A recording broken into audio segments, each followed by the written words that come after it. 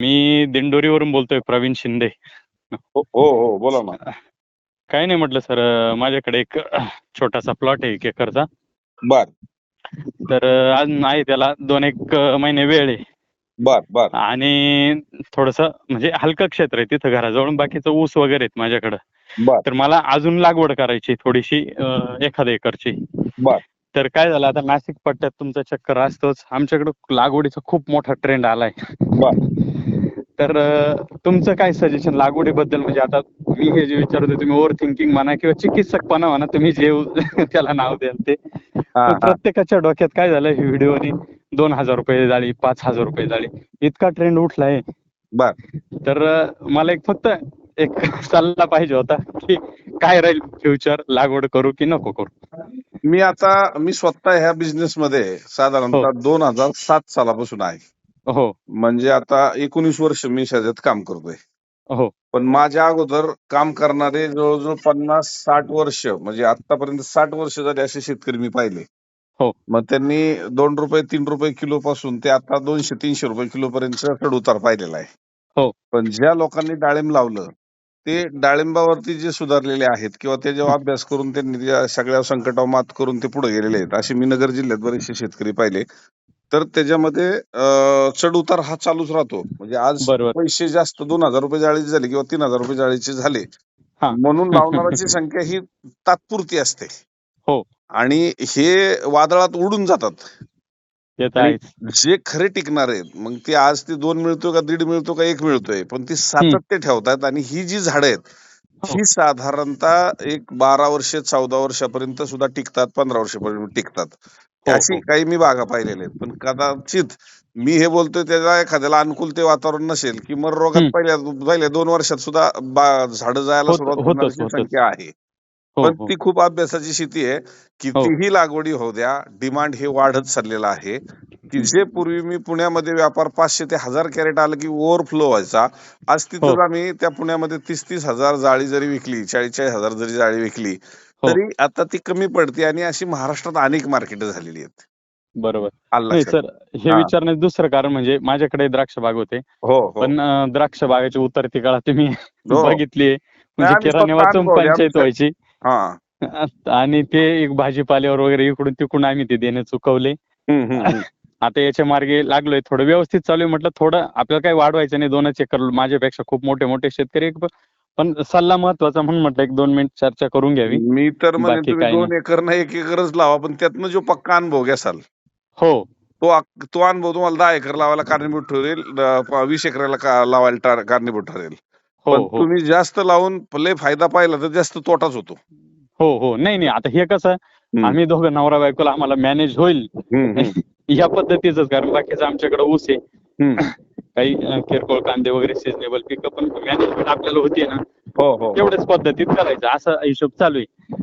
नाही, काय अडचण नाही. म्हणजे डाळिंब पिकाकडे मी एकंदरीत ह्या नजरेने पाहिल, की डाळिंब पीक फक्त तुम्हाला आणता आलं पाहिजे. मग ती जी एका मंदी आहे, तो भाग हो न हो डोक्यात घेता, ती मंदीत सुद्धा तुम्ही जर चांगला माल आणला तर चांगल्या रेटनी जाऊ शकतो मंदीमध्ये सुद्धा, आणि पैसे बनू शकतात. हो असेही हो मी शेतकरी पाहिलेले आहेत. आणि ज्यावेळेस तिजी जी होती त्यावेळेस असं असतं, त्याच्यावर संकट खूप असतात, त्याच वेळेस ती तिजी होती.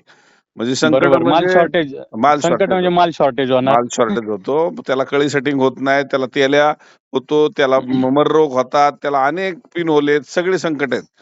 किंवा माल लागला तर पाऊस आला तर त्याला डांबऱ्या होतो, टिपका येतो, तो मार्केटपर्यंत येतो, माल हातात येईल का याची गॅरंटी नाही. ते तर पण आहेच, कुठल्याच याची तुम्हाला शाश्वती नाही. तुम्हाला जर आणता आली फळं हो मार्केटपर्यंत हो हो पोहोचोस्तोवर, त्याचा प्रवास जर सुखकारक करण्याचं तुम्हाला जिद्द असेल, तर हो तुम्ही हार मानायचं काही कारण नाही. नाही. आणि दुसरा ट्रेंड म्हणजे आमच्याकडे जे द्राक्ष बाग तुटलेत आता दिंडोरी, निफाड, नाशिक बेल्टमध्ये. हम्म. तर 9-5, 9-7, 9-8, 9-9च्या लागवडी, म्हणजे हाय डेन्सिटी खूप लागवडी झाल्यात. आता मी घेतलं होतं जैनचं टिश्यू कल्चर रोप हम्म. तेव्हा. हम्म. हम्म. तर मला असं वाटायचं आपण जास्त झाडं लावू, जास्त उत्पन्न निघेल. हम्म. ओझरला आमच्या दाजींचं आहे 15-1 वर्षापासून, ते म्हणायचे अरे असं नाही, तू कमी झाड, पण झाड जेव्हा ग्रोथ करेल हम्म. तेव्हा तेवढाच माल देणार. हम्म. तरी हम्म. आता ते काय म्हणतो ना आपण, सोनारानेच कान टोचले पाहिजे. हम्म. हम्म. हम्म. मग मी जैनवाल्यांचे स्वतः त्यांचे जे लॅबचे जे सॉरी काय नर्सरीचे इन्चार्ज आहेत हम्म. तिथल्या टिश्यू कल्चर, त्यांच्याशी बोललो. तर त्यांची आमच्या गावात त्यांचा एक ओनियनचा प्रोसेसिंग प्लांट आहे.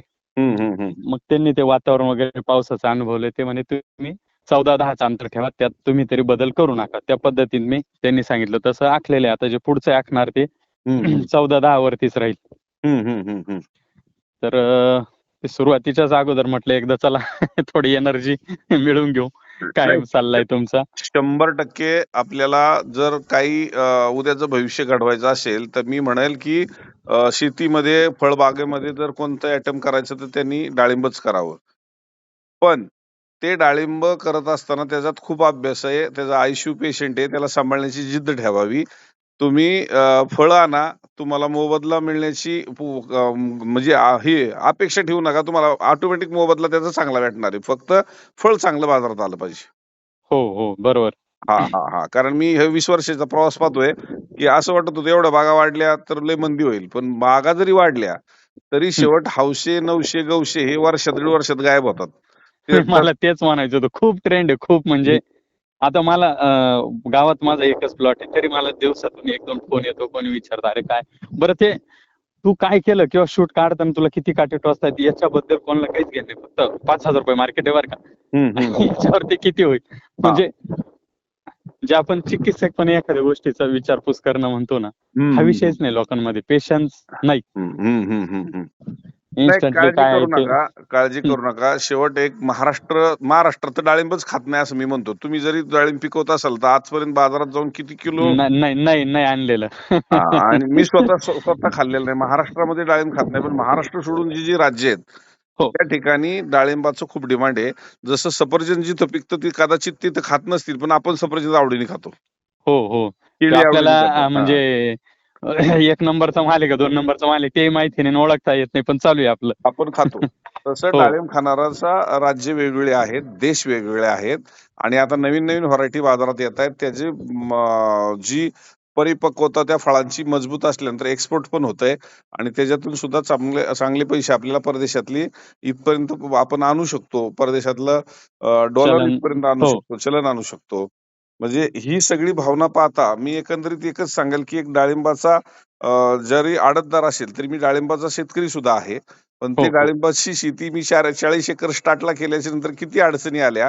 ते 4 एकरापासून नाही 1 एकरापासून केलं तर ती कदाचित आल्या नसत्या. म्हणून तुम्ही सुरुवात छोट्यातनं करा आणि मोठं उद्दिष्ट गाठा. चालेल.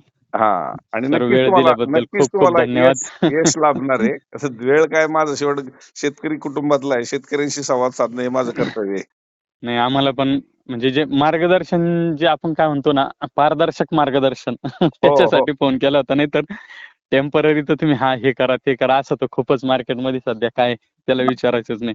नाही. मी तेच सांगतो ना, मी ती इतर फळापेक्षा तो डाळिंबाचा जो आहे फळ तो खूप वेगळा आहे आणि तुम्ही आज दिंडोरी भागात म्हणजे तुमच्या साईडला पाऊस पण जास्त असतो ना? खूप पाऊस खूप. हां, तर त्याच्यावर थोडासा गाईडन्सवाल्यांचा अभ्यास करा. कारण मी पालखेड डॅम वगैरे त्या भागात गेलो होतो. हो. द्राक्षाच्या बागा काढून तिथं डाळिंबाची लागवड झाली होती. पण तिथं भगव्याची कमी झाली पाहायला मिळाली. मला सोलापूर लालची जास्त पाहायला भेटली. तर हो. तर ते कसं झालं सर तो ट्रेंड परत आता लोकांना फळं जास्त दिसताय ना. हं. ते फळ केवढं होतंय किंवा किती वाजण्यात त्याच्याशी काही नाही. फळ मला झाड लढलेलं दिसतंय. हां, त्या पद्धती त्याच्यामुळे तो पण मध्ये खूप ट्रेंड उठला. हां. की सोलापूरला खूप माल, त्याला अडचण येत नाही वगैरे त्याच्यामुळे त्या लागवडी पण भरपूर आहेत. तर ते पावसात त्या ह्यानी टिकणारं फळ कोणतं? मग सोलापूर लाल आहे की भगवा आहे की जे काय आहे तुम्ही अभ्यास करा. शेवट मी हो. विक्रेता म्हणून सांगेन डाळिंब लावा. पण शेवट तुमचं वातावरण कशाला सूट होतंय, हे तुमच्या जाणकार लोकांकडनं जे गाईडन्स करणारे जे तज्ञ मंडळी आहेत किंवा आता हो. तुम्ही जैनवाल्यांकडनं घेतलं त्यांचे जे काही अभ्यासक आहेत, ते त्या हो. वातावरणात सूट होत असेल आपल्याला आणि ते हमी देत असतील की नाही इथं येऊ शकतं, तर हो. तुम्ही लावा. आम्ही असं म्हणत नाही. शेवट हिमाचलमध्ये सुद्धा डाळिंब होतंय असं काही नाही. हो. आता सर माझे 2 सीझन तर म्हणजे याच्यात निर्विघ्न पार पडले असं म्हणायचं थोडक्यात. हां. मागच्या वर्षी तर जवळ-जवळ 6 महिन्याचा पावसाळा होता. हो. काही कुठलाही देवकृपेने काही प्रॉब्लेम आला नाही. होणार पण नाही. तुम्ही हो. लढत राहा. तुम्हाला यश मिळत राहील. चालेल सर. आणि धन्यवाद वेळ दिल्याबद्दल. दिंडोरीला गाव कुठलं आपलं? वलखेड दिंडोरी शेजारीच एक 4 किलोमीटरवरती. अच्छा, काय नाव आपलं? प्रवीण दत्तू शिंदे. अच्छा. हो. शिंदे साहेब काळजी करू नका. मी तुम्हाला शुभेच्छा देईल. तुम्ही डाळिंबाची लागवड वाढवत जासाल आणि त्यात करोडोचं उत्पन्न कमवाल हीच मी खरं तर शुभेच्छा देईन तुम्हाला. धन्यवाद धन्यवाद सर. चालेल चालेल. ओके. ओके ओके चालेल. ओके भेटूया. हो.